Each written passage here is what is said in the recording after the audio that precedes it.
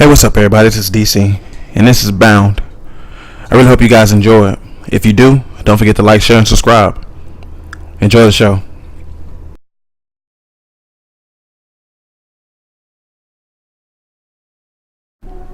Paul pulled the envelope out of his leather attaché case and settled into an uncomfortable chair behind a large writing desk. Late afternoon sun filtered in through the bay window, but couldn't defeat the darkness of the old house, nor the dreariness of his mood. Luckily, he had the mindset to pack a few battery-powered lanterns, and one of them now provided enough illumination to examine his mother's ornate handwriting on the back of the envelope. For Paul, it read. He traced the letters with his finger, each one written with care and love. Pensively, he squeezed the bridge of his nose and released an exhausted breath. He had admittedly taken the loss of his mother very hard, as she was a kind, bright, thoughtful woman taken way before her time.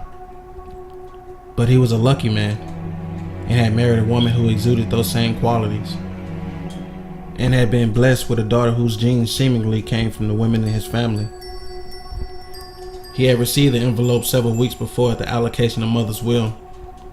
Its contents undoubtedly was a letter, most likely full of sage advice and love. He had agonized over opening it though, as he was unable to come to terms with reading his mother's final words. But his wife, Lauren, had finally convinced him that they might provide comfort rather than sadness.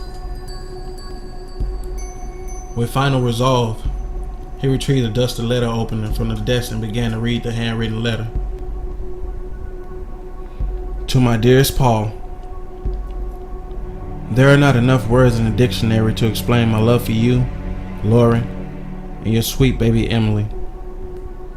I only hope that I have shown you that love over your 25 years of life. My health may be fading, but know that I will always be with you, and that I'm sorry for what I'm about to reveal to you. I fear though that there isn't enough forgiveness on God's green earth for what I'm about to tell you. If you are reading this, then that means my final will and testament have been executed, and you are probably surprised to find that you are now the owner of a small farmhouse in Creekside, Pennsylvania. It is the house that I grew up in. Heed my words, Paul. Do not go to that house. Put the deed in the back of your safe, claim it as an asset, but otherwise forget that it exists. You may be curious to see the childhood home of your mother, but please, do not go to that house. I'm going to tell you why, Paul, and you may not have the same respect for me afterwards, but it is imperative that you understand the gravity of the situation. My parents and I had moved from their house when I was around 15 to live with Aunt June. However, when I was a few years younger than you are now, fresh out of college, I was offered a teaching position at a school a few towns over from that childhood home. You know, my parents both passed away shortly after we moved to California, and now I'm telling you that they had left me that house in their will. But they never provided me with the knowledge I'm about to bestow upon you, my poor, sweet Paul. Out of convenience, I moved into the house several weeks before summer ended. The town hadn't changed much. It was still secluded, surrounded by forests, and its residents were still fairly strange and private. They did remember who I was though, and they definitely remember the accident that caused my family to leave. As I was buying some groceries, the woman behind the counter recognized me and told me that I shouldn't have come back, and strongly suggested that I should turn around and leave right then and there. She grabbed me by the hand forcefully to express her urgency. There was a scar on her arm, just like the one I bear. The one I told you I got from falling off my bike as a little girl. I was admittedly a little freaked out, but not enough to take her advice. That whole town is a little kooky. And at that time I thought I was being shunned for what happened when I was a teenager. But there was a fearfulness in her tone that had sat with me all these years. The house had remained untouched for 8 years, and I spent that first day cleaning the thin film of dust off of everything. I was exhausted by nightfall, and feeling that it was awkward to sleep in my parents' old bedroom, I opted for my old one on the first floor. Because my room was small, my bed was flush against the wall, practically covering the only window in its length, A dresser and vanity was against a parallel wall. I remember collapsing in the bed that night, my body aching from moving boxes and cleaning. I'm not sure what initially woke me up that night, Paul. I don't recall a noise that pulled me from my slumber, but I was overwhelmed by a feeling that I was not alone. Moonlight through the window cast shadows, but after a quick scan, I knew the room was devoid of life, save for me. And then I saw it, in the vanity mirror, a reflection of the window, and looking in through the window was a creature that should not exist, that cannot be from this world, too horrible for words. Just know, Paul, that this thing was evil. Even in the pale light, you could see the vile intentions in its inky eyes and snarling fanged mouth. It looked excited and hungry, its gray hands pressed against the glass, each elongated, alien finger leaving a filmy residue behind as it dragged its claw-like nails down the window. My back was turned to it, my feet only a few inches from its face, separated by a thin plate of glass. I watched it feverishly watch me through the mirror. Unable to tell if it was aware that I knew it was there, I nonetheless felt like it was waiting for me to move. I, however, was frozen with fear. Honestly, if something by the grace of God hadn't stirred me from my sleep, the sound of his screeching nails would have woken me. I was able to quell a surprised reaction and remain stilled. Maybe it was minutes, maybe it was hours, but the thing finally left. I'd be lying if I told you that was the first time I ever saw it, though. I'm so sorry, Paul. There are 3 creeks that run parallel in the woods that surround the town, a few miles apart from one another. Of all the rules given to us children of Creekside, the most important one was that we were not allowed to pass the second creek, and we were strongly urged not to venture too far past the first one. My parents told me that there were foundations and wells that made it dangerous for us kids to play there, and that several children had gone missing in the woods, but it was apparent that the adults of the town never crossed the second creek either. A few people who had risked getting close to the second creek claimed they had seen ghosts amongst the trees, and that lore alone was enough to convince us kids to stay close to town. My best friends growing up were Jimmy and Andy. Jimmy, you know, would later become your father, but Andy was always a bit of a daredevil and troublemaker, and I was an impressionable young girl. One day, Andy had stolen a few of his dad's cigarettes, and the 3 of us went into the woods like a bunch of stupid hardasses to smoke them. Andy got the crazy idea that we needed to rebel even more and explore the woods past the second creek. Jimmy and I were scared, for it had been ingrained in us to never do it, but Andy was persuasive. Andy crossed the ancient-looking bridge over the second creek first, cigarette in mouth. Jimmy and I delayed across from him. It became clear that Jimmy wasn't going to do it. He threw a rock at Andy, calling him an idiot, and started walking up the path toward the town. I begged Andy to come back with us, and I must have thrown my head back in frustration when he teased me. That's when I saw it. The great gargoyle-like creature. It was perched in a tree not too far away from where Andy was standing. It looked like a vulture eyeing its prey. I had barely started to scream when it leapt from the tree and tackled Andy to the ground. Jimmy ran back to my side, but neither of us had any idea what to do, let alone how to comprehend the fear. I could hear Andy screaming and fighting, and I swear, Paul, that sound has never left my ears. I grabbed a rock and ran across the bridge. I hit the thing over the head, but it swiftly knocked me back into the water. I struggled, but Jimmy pulled me out on the other side just in time to see the creature make off with Andy's limp body through the trees. I don't know how long Jimmy and I sat there in shock, but the stars were out when we reached my house. We told our wary parents and the other adults who had gathered there our story. All of them seemed more shocked that Andy and I had crossed the creek than by descriptions of the creature. Jimmy's mom let out a cry of relief when she realized her boy had not crossed. But my parents started packing up loose belongings and clothing hastily. We left town at night and drove the whole way to Aunt June's, only stopping once, outside of Chicago. My parents died only 6 months later from a disease that doctors couldn't identify. I was young and didn't understand. Everything was a blur and I couldn't discern one emotion and memory from another. At some point, I started believing that Andy had fallen in the creek and hit his head on a rock, and that my parents' passing was an awful coincidence. It was easy to cope that way. And then I saw that hideous face in the window, like it had claimed me nearly a decade before and had been waiting for me ever since. I was relieved when it left, but fearful for I did not know where it had gone. I remained frozen for the rest of the night.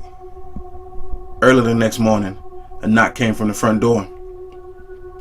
I hesitated, gripped again by fear, but it was Jimmy. A nostalgic reunion was halted by his urgency to discuss something with me. I knew what it was before he even sat at the kitchen table. I wasn't prepared for what he was about to tell me though, Paul. I'll spare you the details and tell you only what you need to know. This thing that lives in the woods has been there for a really long time, Jimmy says. Far before the original settlement of Creekside. Nobody knows exactly where it came from or much else about it, only that it was responsible for vicious deaths of many of the town's children. It likes young blood, Jimmy told me. Nobody could figure out a way to kill it either. But this thing was conniving and sentient, and realized that if the people left, its food would too. On the other hand, the townspeople feared that wherever they went, the creature would follow. So a deal had been made in blood. Anything that moved between the second and third creek would belong to the creature, and in turn, the creature would never harm anything that didn't cross the boundary. Jimmy told me I belonged to the creature because I had crossed the bridge, and my parents had been killed because they betrayed the pact. You see, Paul, it's a curse. I know it's hard to believe. It didn't take long for me to make the decision to leave Creekside again. Jimmy didn't know definitively what geographically bounded the creature, but had done enough research to estimate that it only traveled within the confines of Creekside and nearby township. He had also discovered similar tales of creatures around the world. These things are all over the place, and I'm sorry, Paul. This is not important now. Check the files within your father's study. They'll tell you more than you need to know. Don't dwell too deep, though. It was his obsession with it that cost him his life, not the car accident I lied to you about. I'm so sorry. Jimmy helped me throw a few boxes into my car and promised to meet me again soon. I turned around the last time to share a moment of silent solitude with him before I got in my car. As I turned back, I could see terror transform his face. He called my name, but I didn't have an appropriate time to react.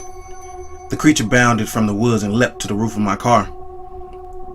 It crouched, dropping its face to be even with mine.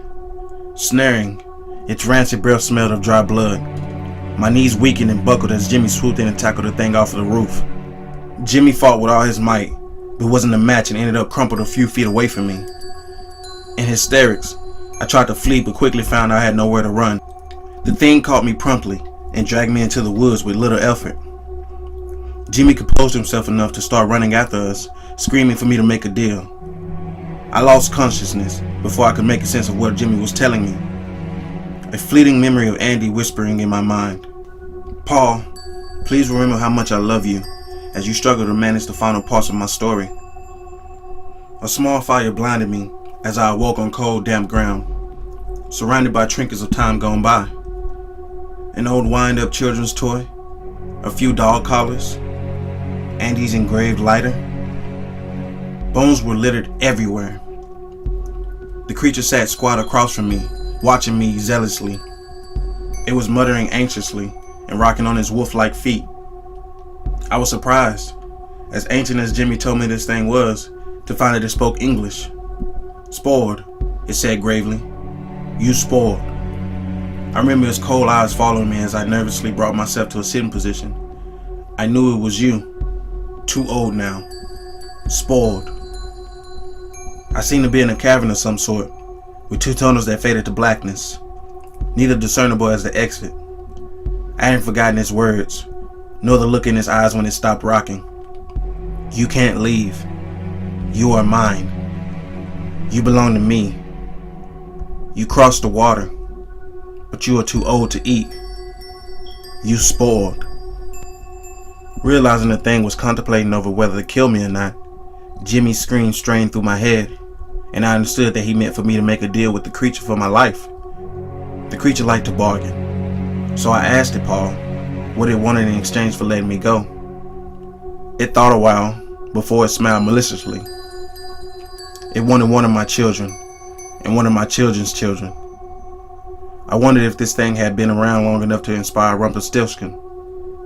I don't know, Paul, but I took that deal. I nodded my head and agreed that when I had children, I would bring one of them to the creature, and if I had grandchildren, I would sacrifice one of them as well. It might seem like a rough bargain, but it would get two for letting one go. You might be sickened now, Paul, but realize that after considering the offer thoughtfully, I simply intended to just never have children. I resolved to give up becoming a mother. I thought I had tricked it. The creature took my hand, cutting its claw deep into my forearm, creating a brand that would bond me for life. Then it simply let me go. Jimmy and several others had gathered, waiting at the bridge. None of them asked me how I survived, for they all knew by the scarlet letter on my arm. As you know, Jimmy would leave Creekside and settle with me near Unjunes in California. On good conscience, I couldn't sell the house and put another family in the vicinity of that evil thing. I had become resigned to the fact that I had to abandon the opportunity of motherhood, but could never bring myself to permanently or medically destroy the chance of pregnancy. I just couldn't do it, Paul. And Jimmy and I were careful, even after we married. But several years later, I became pregnant with you and your twin brother Andrew. I know that's a shock. I'm not proud of what I did, Paul, and I regret never telling you about your brother. I knew, though, that the creature would take me, as it did my parents if I betrayed our deal. The scar on my arm burned long before I gave birth to you. I took that baby, Paul, that infant only a few days old. I took him back to Creekside and left him on the other side of the bridge on the second creek. I am unworthy of forgiveness, and to this day, the memory induces nausea and unbearable heartbreak. It was an evil thing for me to do, but it let me watch you grow into the man you are. I've given you every ounce of goodness I could, and that is why I'm dying, Paul. I knew Lauren was with child a month before you announced it, because the scar on my arm was on fire, reminding me of my dues. I can't pay them this time. I can't do that to you or sweet Emily. I have lived my life and only hope that I can be reunited with your father and Andrew on the other side. I fear that my actions have provided for more insidious consequences, however. I will repeat my initial warning. Paul, do not go to the house in Creekside. Only evil waits there. I can't bear to imagine if the creature is able to reach Emily. Our sweet, sweet Emily. I love you, Paul, with my whole heart. I am so sorry, but do not deserve your forgiveness. Paul put the letter down on the writing desk. He could distinguish disturbed and disgusting emotions amongst the primal fear and sadness. He couldn't categorize and understand his thoughts. He was unable to tell if these emotions were targeted towards his mother or himself. His mother had made some awful and agonizing decisions, sure, but he probably should have read the letter before he brought his wife and daughter to this place. Suddenly, his mother's childhood home seemed a little darker. Dazed, he tried desperately to grasp the connection of his mother's letter. The sound of glass smashing broke his stupor. The sound of glass shattering, the ferocity of his wife's scream, and the fading wails of his daughter's cries. Poor Paul. If only he read that letter sooner. If you guys like the story, please like, share, and subscribe. Also, if you have a story of your own that you want us to read, send it to our Gmail at noisesunderthebed@gmail.com. I really hope you guys enjoyed it. Oh yeah, and if you hear noises in your room, don't forget to look under your bed.